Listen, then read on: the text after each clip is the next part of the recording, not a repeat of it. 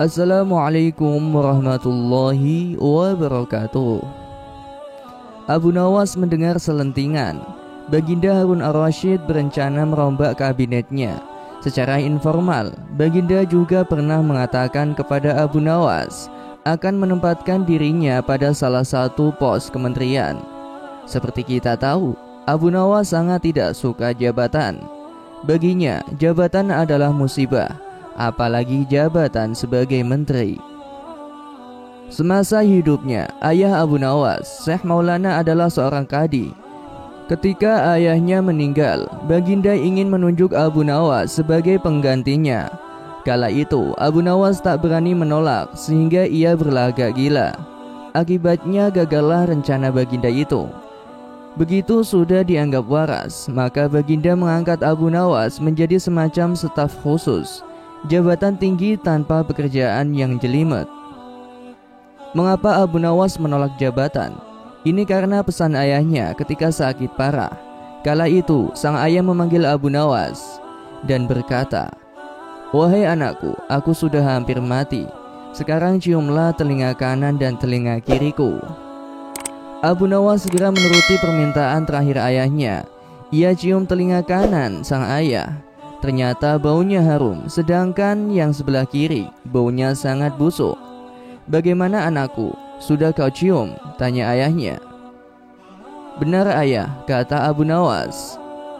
"Ceritakan dengan sejujurnya baunya kedua telingaku."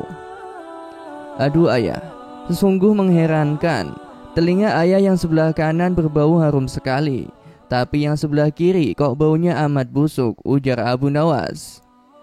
"Wahai anakku, tahukah apa sebabnya bisa terjadi begini?"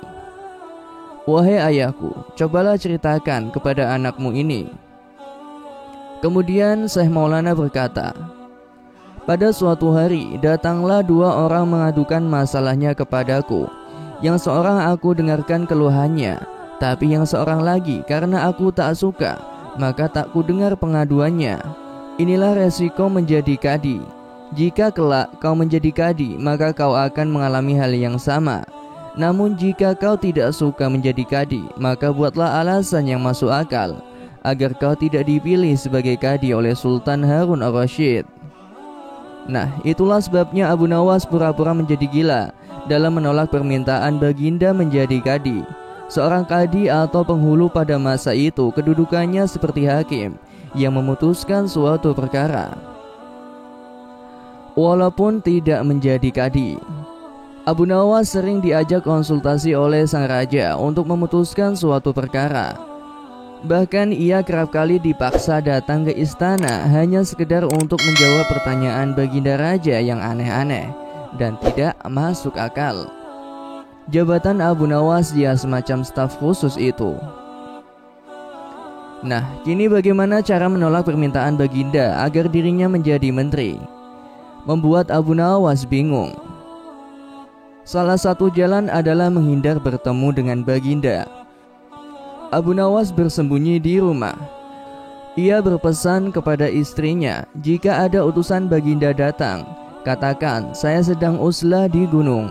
Uzlah adalah mengasingkan diri. Benar saja, utusan Baginda datang ke rumah setelah selama sepekan lebih Abu Nawas menghilang. Ketika utusan itu datang, si cerdik ini bersembunyi di kolong tempat tidur. Istrinya yang lugu ini mengatakan pesan Abu Nawas kepada utusan Baginda. "Bapak sedang menyepi di gunung," katanya. "Gunung mana?" "Nggak tahu, dia bilang di gunung, begitu saja." Utusan Baginda bingung setelah mati. Apa yang akan disampaikan kepada Baginda nanti? Benar saja, Baginda marah-marah begitu menerima laporan utusannya. "Cari, di mana Abu Nawas? Harus ketemu," ditanya. Sementara itu, Abu Nawas langsung berangkat ke hutan begitu utusan itu balik ke istana. Dia berpesan kepada istrinya, jika utusan itu datang lagi, bilang saja, "Saya di hutan sana." Utusan disertai beberapa pengawal Baginda datang juga ke rumah. Istrinya pun menunjukkan di mana suaminya berada. Abu Nawas sedang duduk di mulut sebuah gua di hutan sambil bicara sendiri ketika utusan dan pengawal itu datang.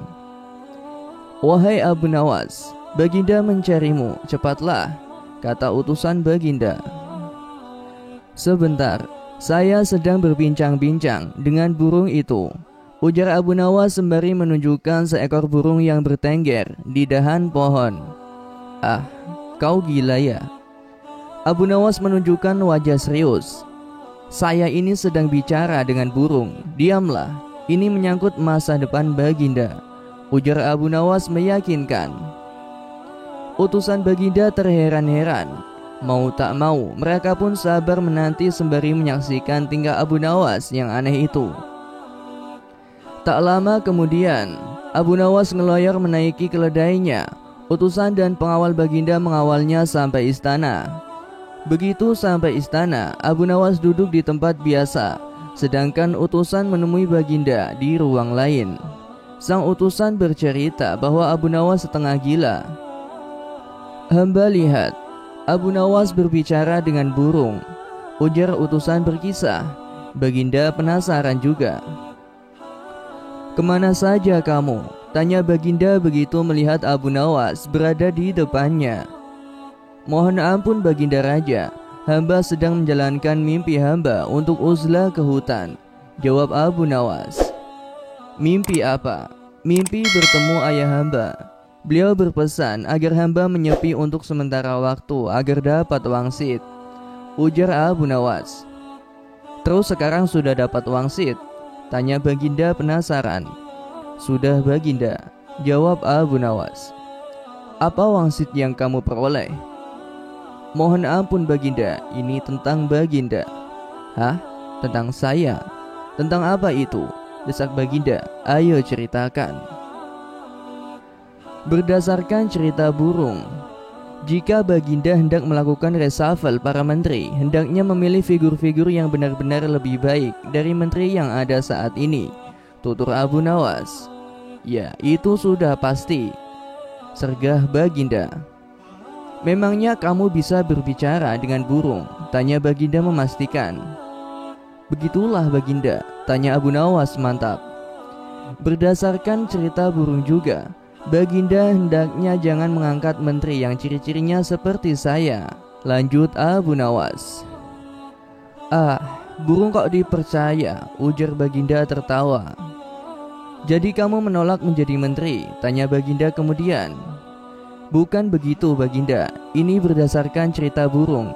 Jika Baginda ingin negeri ini baldatun thayyibatun wa rabbun ghafur," ujar Abu Nawas. "Burung itu adalah burung gaib, burung yang dikirim dari langit." Abu Nawas serius. Baginda tampaknya mulai mempercayai juga omongan Abu Nawas, apalagi begitu melihat wajah si cerdik ini yang serius. Lagi pula, untuk apa Abu Nawas menyepi di hutan jika itu tidak masalah serius? "Lalu, jika kamu tetap saya tunjuk jadi menteri, apa yang akan terjadi?" ujar Baginda setelah lama terdiam.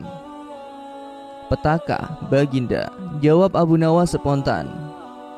Baginda geleng-geleng kepala. "Baiklah, kalau begitu, tapi ada syaratnya. Bantu saya memilih figur-figur yang cocok untuk menteri mendatang," ujar Baginda kemudian.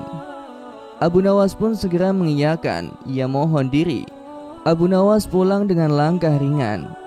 Ia senang setengah mati bisa lolos dari jabatan yang syarat masalah itu. Demikianlah kisah yang dapat saya sampaikan. Semoga bermanfaat dan dapat menginspirasi kita semua. Sampai jumpa lagi di cerita-cerita selanjutnya. Wassalamualaikum warahmatullahi wabarakatuh.